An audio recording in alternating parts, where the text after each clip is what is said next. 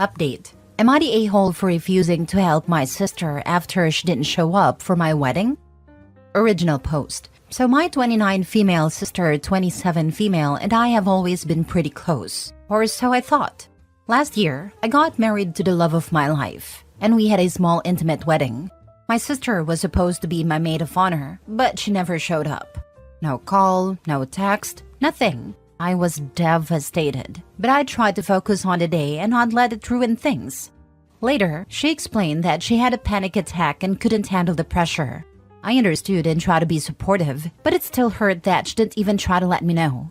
Fast forward to now, my sister is pregnant and recently asked me for help, both financially and with planning her baby shower. She's in a tough spot, but I do feel bad for her, but I'm still hurting about the wedding. I told her that I am not in a position to help her right now, and she got really upset, saying that I'm being selfish and holding a grudge. Now, my family is divided. Some say I should let it go and support her, while others think it's fair for me to be upset. So, am I the a-hole for refusing to help her? Now for the top comments before reading the update. I'm sorry, panic attack or not, who doesn't turn up or even let the bride know they're not going to turn up? At a wedding of a sibling. Not a-hole. I wouldn't be helping her with anything. I'd love to help you with your baby, but I don't think I can handle the pressure. I'm sure you understand.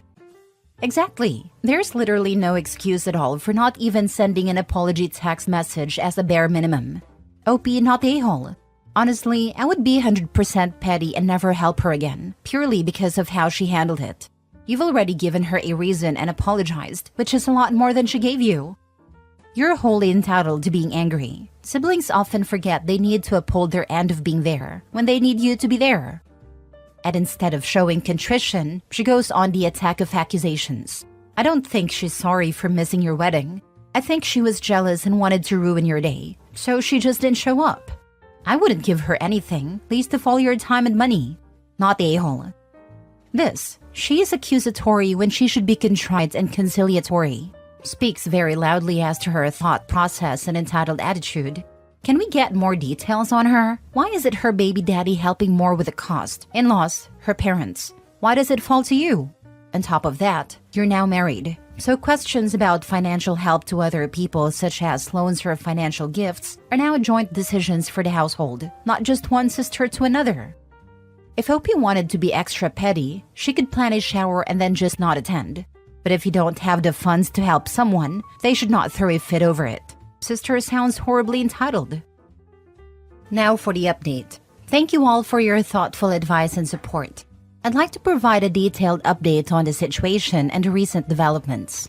After much reflection, I decided to address the issue directly with my sister. I arranged a meeting with her, aiming to have an honest and open discussion about her absence from my wedding. I felt it was important to articulate how deeply her actions affected me, particularly since she was supposed to be my maid of honor. During our conversation, I started expressing how hurt and disappointed I was by her not showing up and not even attempting to contact me on the day of the wedding. I told her that her absence, especially given her role, was devastating and made a significant impact on my special day. I stressed that her lack of communication made the situation even more painful. My sister's reaction was quite defensive. Instead of acknowledging the hurt she caused, she focused heavily on her panic attack. She claimed that her mental health crisis was so overwhelming that she couldn't manage to reach out, and she expected this to be sufficient justification for her absence. She repeatedly said that I should understand how debilitating her condition was, and suggested that I was being unreasonable for holding on to my feelings. I tried to explain that while I understood she was dealing with a serious issue, the lack of communication and the absence on a major day in my life left me feeling abandoned and unsupported. I emphasized that acknowledging the impact of her actions was crucial for moving forward and rebuilding our relationship. The conversation took a frustrating turn when my sister shifted focus to her current struggles. She is pregnant and dealing with financial difficulties, which she attributes to her baby daddy's lack of involvement. She asked for my help with her baby shower and financial support, framing it as a dire need given her challenging circumstances. It became apparent that she was relying heavily on others to make up for her baby daddy's shortcomings.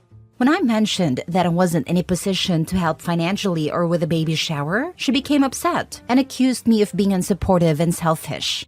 She argued that my refusal to help, given her current situation, was further evidence of me holding a grudge. She suggested that family should come together in times of need, even if past grievances haven't fully been resolved. Throughout the discussion, my sister's approach felt dismissive. She seemed to believe that her current struggles should overshadow the past issues, and that I should put my feelings aside to support her. Her defensiveness and lack of genuine remorse made it difficult to see a path forward, where both of our concerns could be addressed. My parents, who are informed about this situation, have been urging me to be more forgiving and supportive.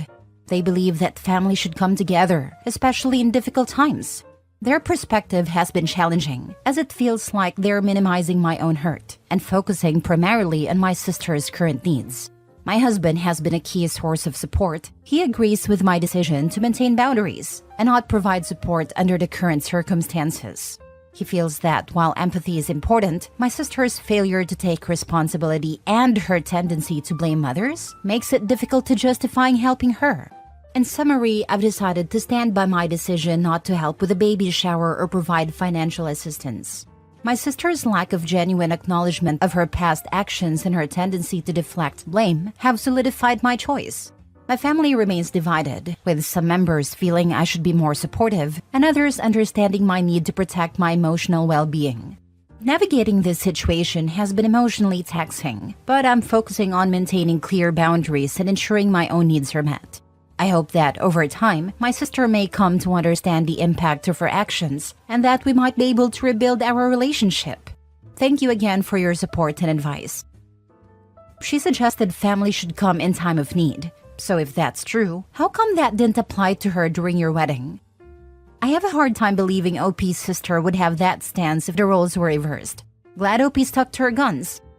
I agree. Notice how family always tell the victim to be the bigger person? It's such BS. I love these people who think we need to move past their crappy behavior and just get over it, while never acknowledging that while perhaps unintended, their crappy behavior nonetheless left us with feelings that cannot always just be let go. She didn't even give you the courtesy of a phone call, and now you're just supposed to forgive all? Has she even said the words, "I'm sorry"? The axis forgets what the tree remembers. I'm glad you stuck to your guns, and I'm sorry your sister couldn't just apologize so you could all move forward. My little sister and me were super close, best friends, as kids. I always had her back and would argue with my mother constantly about being a knob to her, even though I was the scapegoat and got it much worse. It was like us against the world. As adults, I paid her rent, bought her food, shopping, and met her after work every day. Even supported their weed habit at times when her and her fellow were struggling as a couple and financially for a long time, at the detriment of my own finances and relationship. I was 100% sure that she would do the same for me. I just never needed her help really, because I had my act together mostly, and I always thought we would be close. Then I got pregnant. I couldn't smoke weed or go out anymore. I needed her probably for the first time in my life. Not majorly, not financially or physically, but just for moral support as I was sick and my mental health was crap. I just wanted my sister to hang out with me. She just couldn't handle being there for me when I wasn't the life and soul of the party anymore. I was shaken up for ages over it. It was like she just changed towards me completely. I don't know if any of this resonated with your situation, but sometimes it's an unfortunate reality that we can do everything for some people and believe those sacrifices are contributing to a strong bond. But only one side is invested in the other person wholly, and not just for the benefits. Your sister sounds like she likes the benefits of your relationship, but can't fathom a situation where your feelings come first, even on your wedding day. I would feel awful enough about not turning up. I can't imagine not even letting you know and apologizing profusely. Next story. Am I the a-hole for telling my sister that my kids won't ever be allowed to sleep at her house if she marries her fiancé? My sister, 27 female, met a guy almost 2 months ago on a dating app. Within their first phone conversation, he told her that he served 12 years in jail for a murder that he committed when he was 18, and he's been out of jail for 3 years. Apparently, the story he initially told her is that him and his friends were trying to rob a guy, and it went wrong, and they ended up unaliving him.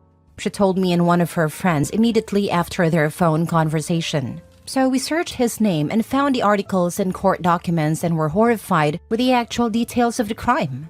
We told her she should stop talking to him and she agreed.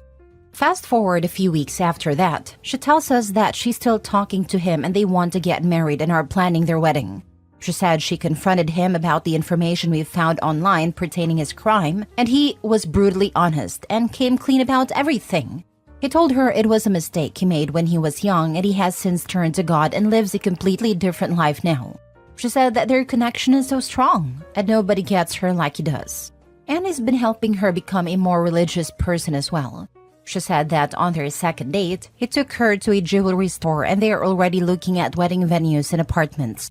I let her know that I didn't think she should talk to him, let alone marry him, and I didn't support her actions. Her friend agreed as well. After I voiced my opinion, I noticed that she stopped telling me anything regarding her relationship. My sister and I are very, very close and tell each other everything. Her and I had a conversation about a week later in which she confronted me about my disapproval and said she doesn't think I'm being a supportive sister. I told her that it all seems so fast and that I don't understand how she even got to the point of marriage so fast with someone she just met.